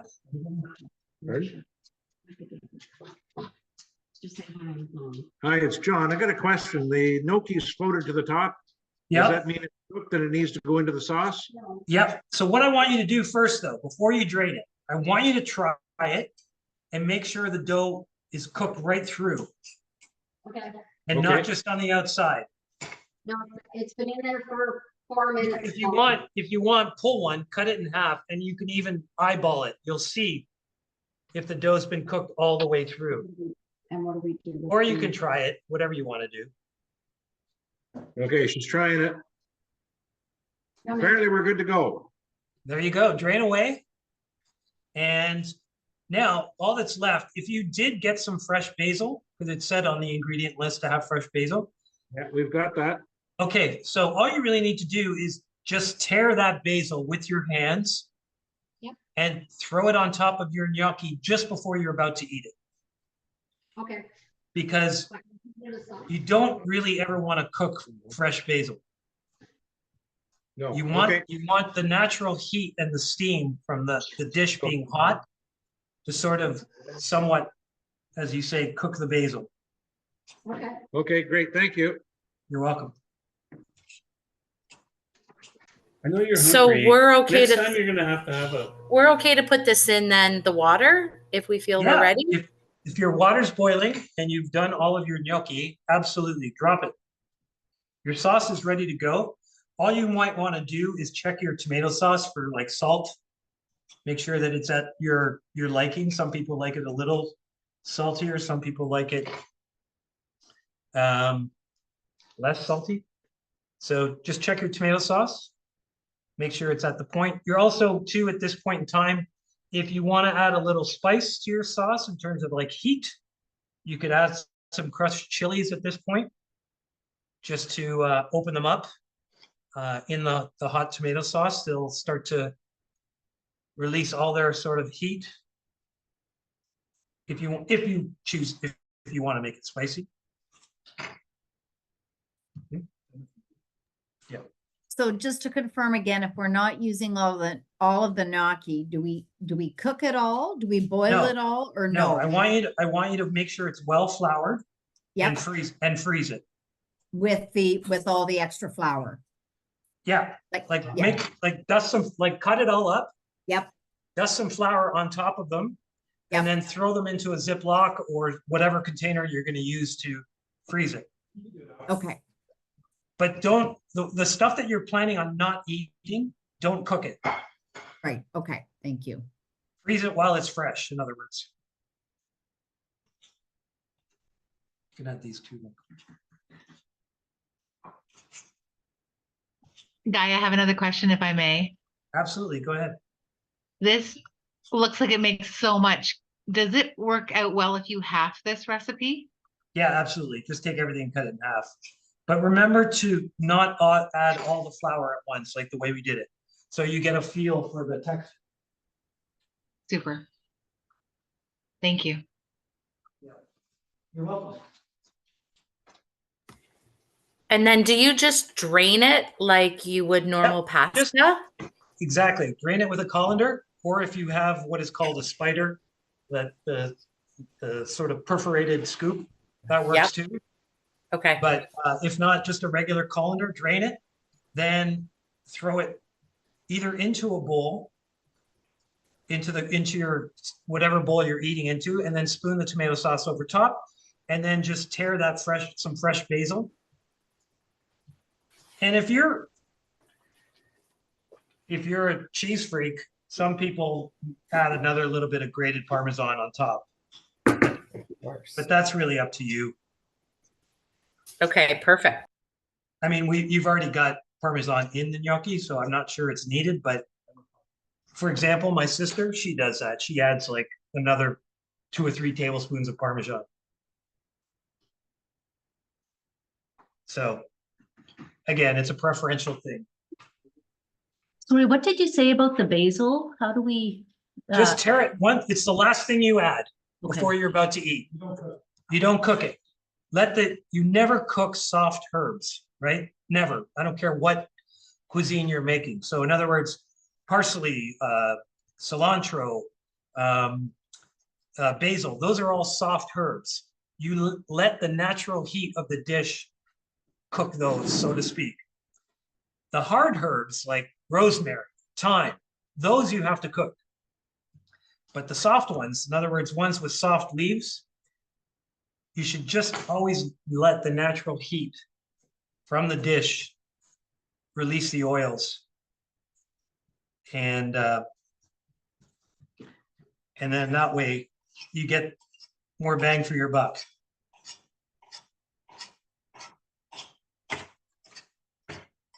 That's the other thing about going on this trip too, I might add, is that the food's going to be better than going to any restaurant because you're getting the fresh ingredients right then and there that day and then cooking them.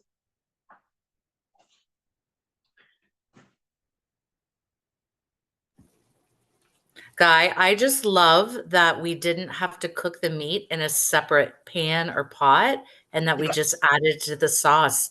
Like I've never ever done that before. And that's really incredible. It's like a one-pan wonder.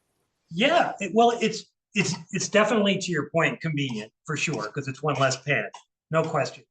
But I'm sure now you've realized that you can actually taste that protein that you've added, right?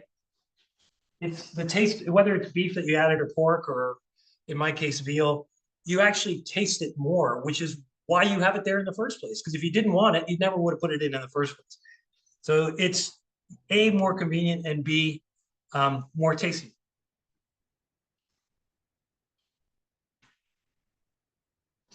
I'll tell you a really quick story. My aunt was famous for making, remember I was saying there's 2 types of tomato sauces. There's the sort of marinara sauce, which is what we're doing now, which is a very quick minute, in like 20, 30 minutes, it's ready. Then there's what is called a sugo. Now a sugo is when you cook this for 6 to 8 hours, your tomato sauce for 6 to 8 hours. Now, the difference being is that you're adding a lot of bones and different types of cuts of meat to your tomato sauce. And that's why the meat needs to break down and it cooks with the tomatoes and it's a completely different flavor, completely different sauce. And so anyways, I was saying to my aunt, I was saying like, hey, you got to show me the secret of your tomato sauce because nobody made tomato sauce like hers, the sugo especially. And she said, well, I'm getting up tomorrow. We're starting at 4 a.m. So if you want to know the secret, you're going to have to get up at 4 a.m. I'm like, okay, do it. I was there, got up at 4 a.m., had a shot of espresso with her, and then we started at it. And the secret was she used bone marrow. She used to go to the butcher and get the full on bone marrow. And so the marrow and the bone, and she'd cook it for 8 hours with tons of these fresh San Marzano tomatoes. And my God. And then eventually once after the 8 hours, she would strain it and you were just left with that liquid, that tomato sauce. And my God, talk about having meat sweats when you were eating this sauce. It was incredible. And that's when I really started thinking about going like, hey, like this old school way of like browning my meatballs or cooking my ground beef first, like, why am I doing that? Why am I not just doing what she was doing and making almost like a faster version of a sugo because I'm not using bones. It's all ground meat, so it's going to cook really quickly, and it's not going to have the same kind of beefy flavor or veal flavor, but it's definitely going to be better than the way, you know, and that's, I never looked back. I've just been doing it ever since. It's just a better product.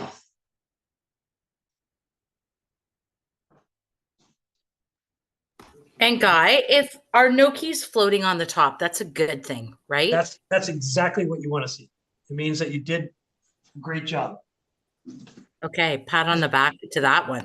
Yes, because if they were floating on the bottom, I wouldn't have the heart to tell you what you would do next. But yeah, that's great. Once they're floating on the top and it's been about 4 minutes that they've been floating on top, pull one out and try it. And how make do you sure- know, how do you know that they're cooked throughout? Like, can you look at them and tell that? You won't, if you, okay, so visually, you'll see a little bit of like little tiny air pockets inside. From a texture point of view, from tasting it, it won't be gooey. It'll be more pillow-like than gooey. If it's gooey, it still needs to cook. If it's pillow-like and soft, then it's ready, and put that and strain them.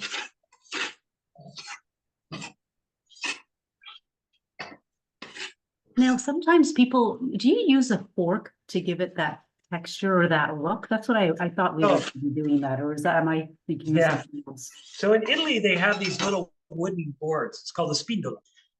And they have little ridges on them, and you can roll the gnocchi once you've cut them, and it creates those little grooves in it. Or simultaneously, you could get a fork and pinch them before you're about to do that. You can do that if you like, and use a fork, just pinch the end of the little pieces.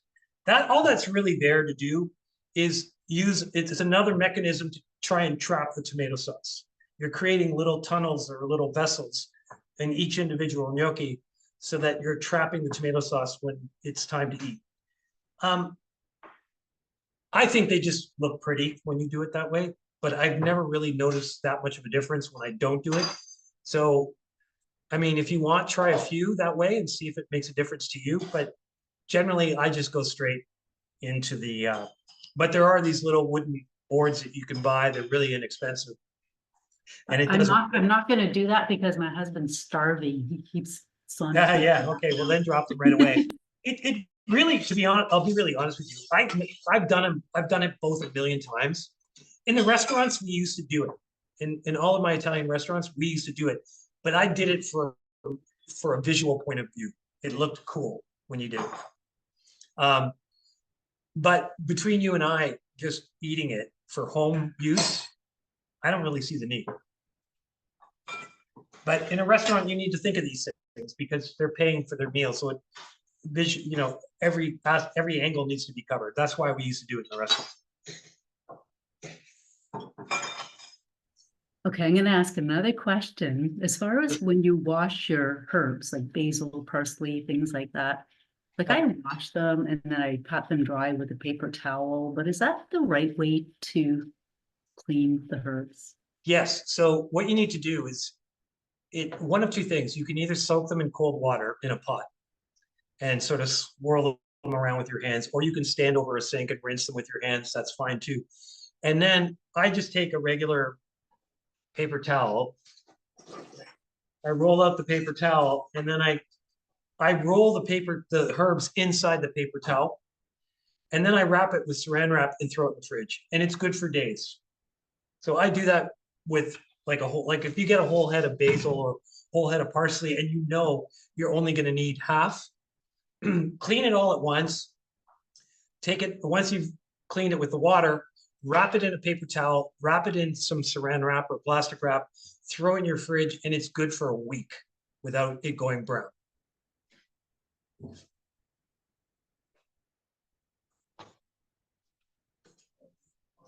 Does that help? Can you overcook the gnocchi? Well, yes, you can. The more you cook it, the harder it gets, the more dense it gets. There's no real need to keep it in past 6 minutes. Okay. So if you're at that mark, pull it right away. We're pulling. Okay. Thank you. But it's this recipe is forgiving for that. The potato version of gnocchi is very unforgiving for cooking time. It really gets starchy and heavy if you overcook it. But the cheese version is way more forgiving for overcooking, which is another reason why we did it. But I really do think it does taste better with the ricotta cheese than the potato. The reality is, if you go to the north of Italy now, they all make it with the ricotta version as well, because in this day and age, dairy is available throughout the entire country. When I was giving you that example of they did it in the south with the cheese and the dairy because the cows were all there, and in the north not so much because it was too cold. That was like ancient times, right?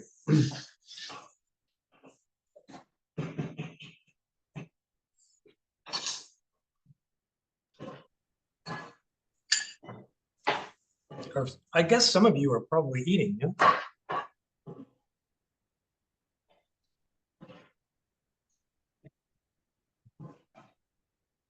It's delicious. You can really taste like the onion and the garlic. Oh, very good. Well, there you go. And it was easy, right? Uh-huh. It's amazing.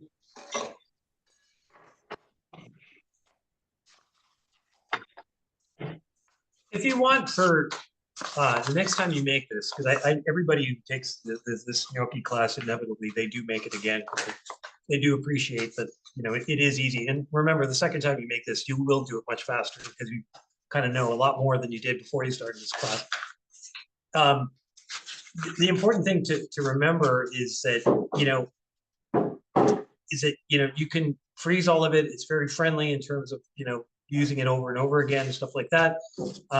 If there are any leftovers too, just put them in a Tupper container and you could easily heat them up tomorrow or the day after. They'll be good, even if they're cooked with tomato sauce, they'll be good for at least, I would say, 5 days in your fridge, at least. So leftovers or, any leftovers would be a great side dish with a protein you're going to cook off beside it. So yeah, it's a multi-purpose dish.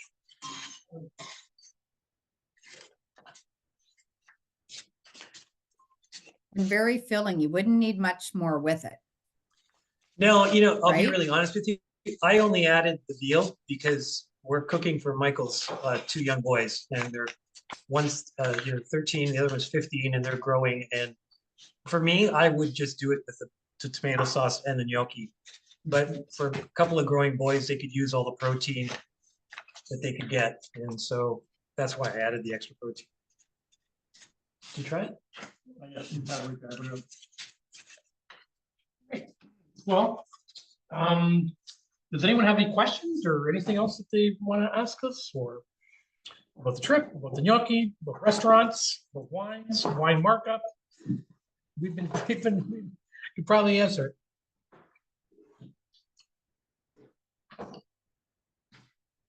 Or is everybody sort of getting ready to eat? I felt quiet because I think they are eating.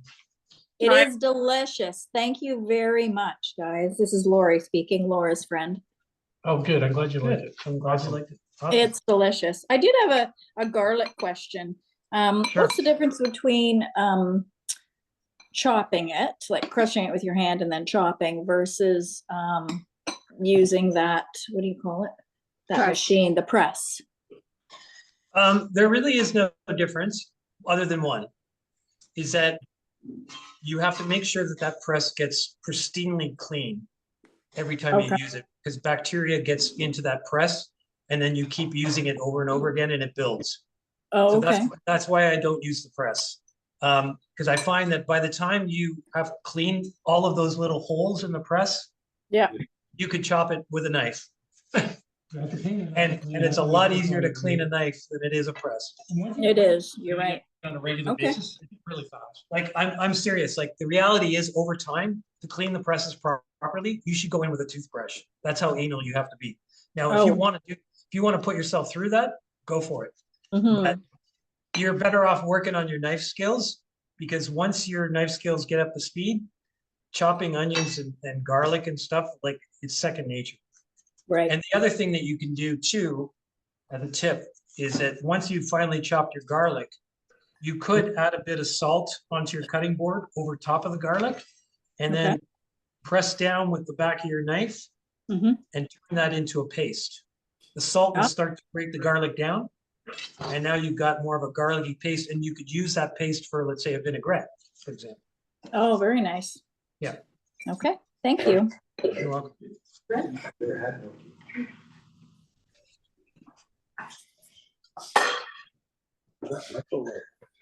Hey, Michael. Christine here. I'm celiac on a gluten-free diet, and I use the Bob's Mill 1-for-1, and it's fantastic. So I've had gnocchi in like 20 years, so really enjoying our meal. Thanks. Oh, I'm glad to hear that. That's awesome. That's great. Yeah, there's no, like, again, with these trips that we're doing, obviously any allergies or aversions for that matter, like, man, I'm a seasoned pro. I've heard it all. I've heard even the ones who even fake it and pretend. I know how to bust them too, but that's okay. We never really get into that. But just out of experience, there isn't a aversion or allergy that I haven't been able to figure out and make sure that they, there's nobody left behind in that manner. It's delicious. Delicious. Thank you so much. Oh, pleasure. Well, we're happy to do more of these anytime you'd like. Any feedback would be greatly appreciated, or questions.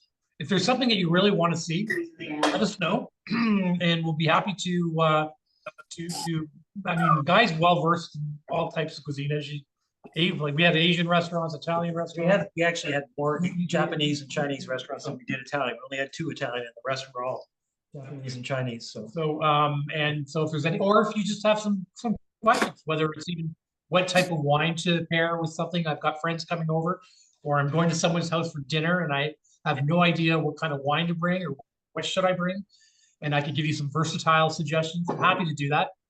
That's all part of our sort of, adventure in terms of learning and traveling and food and culture and having fun. A quick question about the villa in Amalfi. How far of a walk is it to the waterfront or down to the little village waterfront? 10 minutes. 10 minutes. Are there sort of walking trails, or is it? I looked on Google Maps and had a long, winding sort of road. Yeah. There's all. I mean, it's right on the above the coast, so it's at the top of the coast. So you're overlooking the Mediterranean, which is fabulous. The bay. It's a beautiful. So if you walk down, it's about 10 minutes. For those of us that don't want to walk down, we'll just, we have vehicles, so we can drive too. And there's lots of areas to walk around there as well. But, I mean, on the Amalfi one, we're going to Sorrento, we're going to Positano. Like, these are all, I don't know if you've been, but they're just beautiful places. Yeah, we have. The piazzas and shopping and lemons and like just everything. It's just outstanding. Yeah, we've been there. Can't wait to go back. It's going to be great. Yeah, I'm looking forward to it. Really looking forward to it. Okay, well, I don't know, Scott, are you? I see, Scott, you're eating over there, are you? You didn't burn it, did you? No, I was lucky enough not to burn it, but my wife was in control the entire time, and this was absolutely fantastic. It could be the best gnocchi I've ever had. Awesome. Gnocchi. Yeah. I saw Dana and Rob Blows on here as well.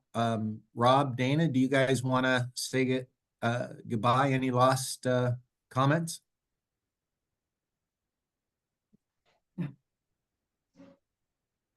You know what? I'm so sorry. I was the one asking 5,000 questions. I so enjoyed this. Italian is one of my favorite cuisines. My husband and I are so enjoying this. That meat sauce is absolutely incredible. I think we need to make our gnocchi a little bit less thick next time, but hey, we got it. So thank you so much for everything. This has really been a great experience. And how much better could it be if we were actually standing in a wonderful villa in Italy and drinking wine and sharing stories and sharing techniques, and would absolutely love that. Thank you. You nailed it. That's exactly what those trips are about. Didn't even do it outside. Never mind. How fun would that be? Absolutely. Well, great. I'm glad you guys are enjoying it. I'll let you enjoy your gnocchi and before, I don't want it to get cold. Thanks unless anyone's got any last comments or questions that they want to say, we can sign off and let everybody enjoy. Oh, yeah, it's Rob here. If you can hear me, but thank you, gentlemen. That was fantastic. I can't cook, but now I can. Amazing. Oh, great. Awesome. I'm glad to hear that, Rob. It tastes great, and I think I'm sure everyone will have a fantastic time with you as the hosts on the trip, and look forward to seeing what this brings us. Good luck with everything. Thanks. Thank you very much. Thanks. Okay, great. Well, listen, guys, enjoy the rest of your evening. And we've got some sunny days ahead of us, which is kind of nice because I'm getting sick of all this gray anyway. And we'll everything Italian. Could I say? Enjoy. Ciao, everyone. Ciao, everybody. Thank you. Have a great night.